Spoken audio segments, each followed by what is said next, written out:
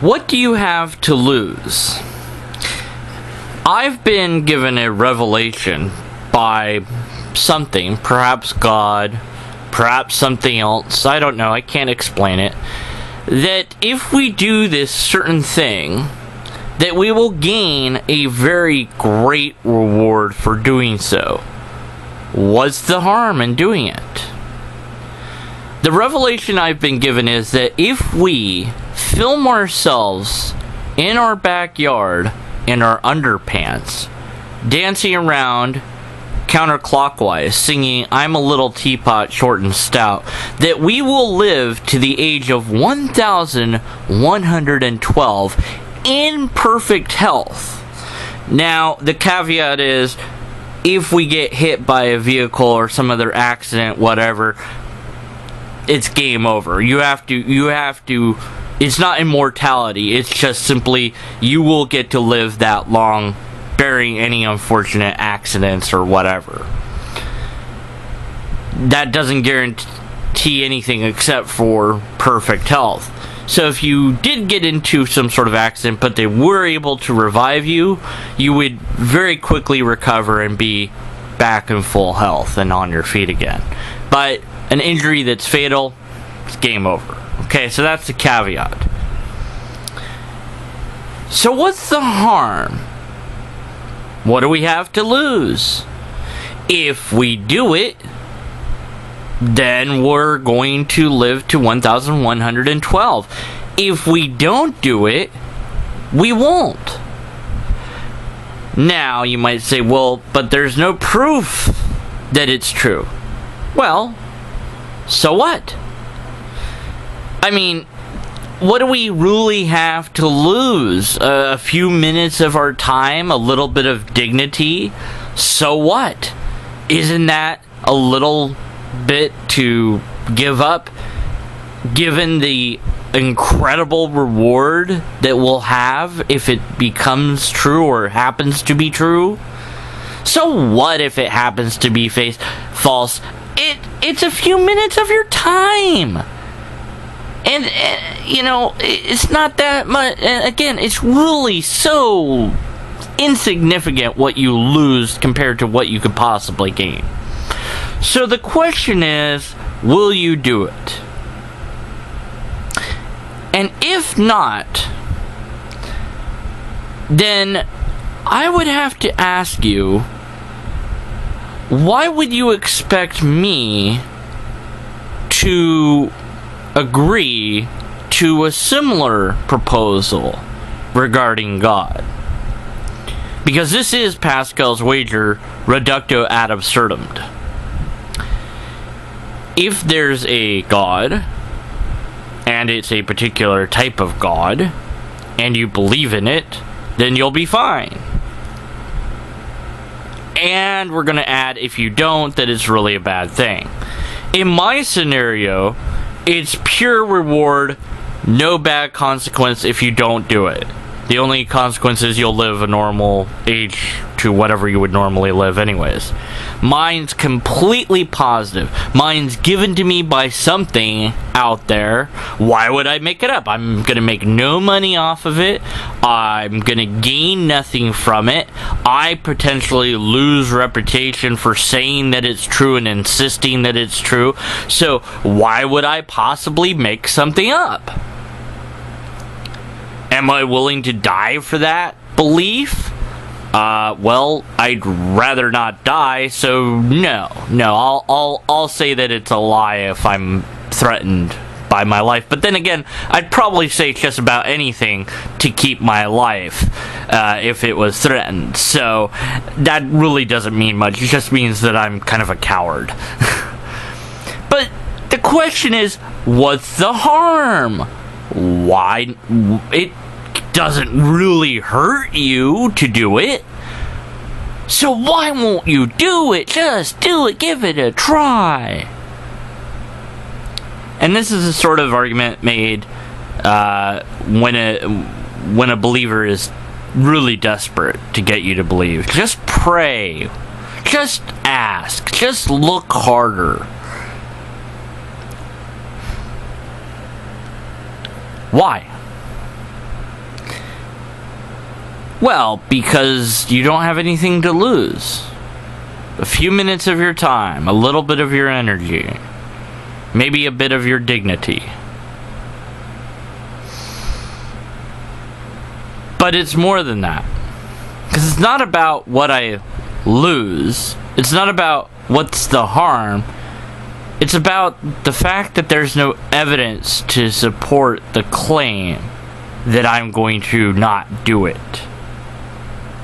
It sounds ridiculous. Go out in the middle of the night in my underpants and spin around in circles singing I'm a Little Teapot. But who knows? Maybe that is the truth. Maybe if we do that, we will really live to 1,112. And the only way to find out is to do it. Of course, if you die before then you're not around to say that it didn't work. And we'll have to have generations go by before we find out if anybody that did it actually lives that long. So certainly anybody that doesn't do it won't be around to say, aha, we were right. It didn't work.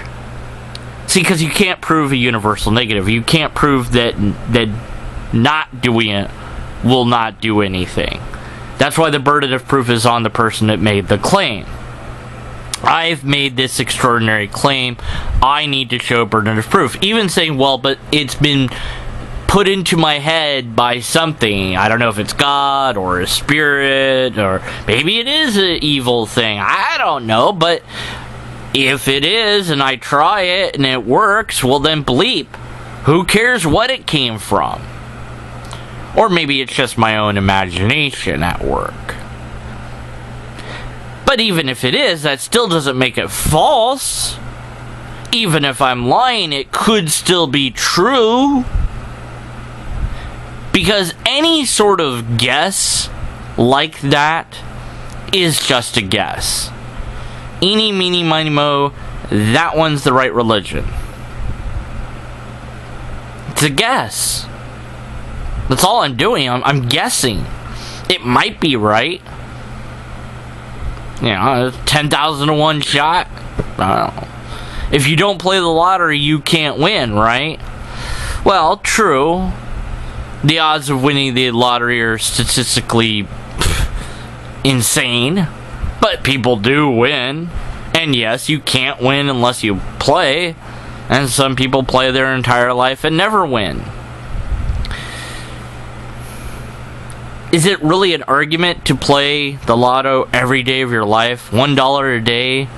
And so that's $365 in a year, every year, for the rest of your life.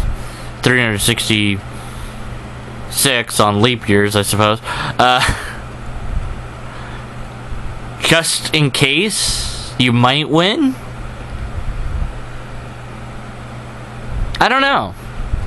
I don't really think that it is a compelling argument. With the lotto, I know I could win, though. I know that there's a chance.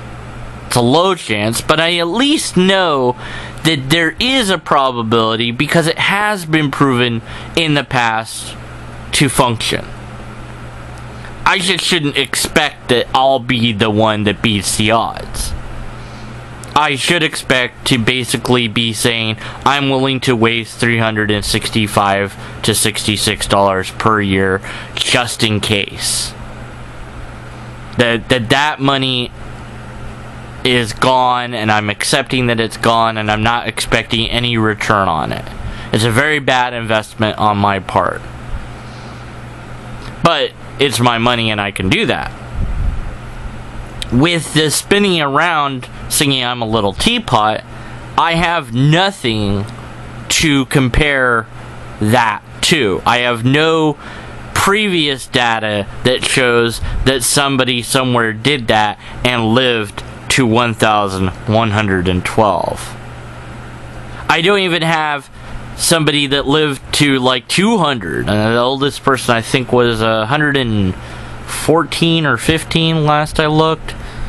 Pretty old, but not 200 yet. We haven't hit that mark yet. But without any data at all, I should be skeptical about it. And so when it comes to the God claim, well, what do you have to lose to pray or to ask or to do this or that to essentially perform a magical ritual? I mean, what else could you really call it? I'm speaking out loud, hoping that something hears me, and I have to say certain phrases for it to work. And to add to it, then I have to actually believe those phrases, or I have to pretend like I believe those phrases until I actually start to believe those phrases. Fake it until you make it.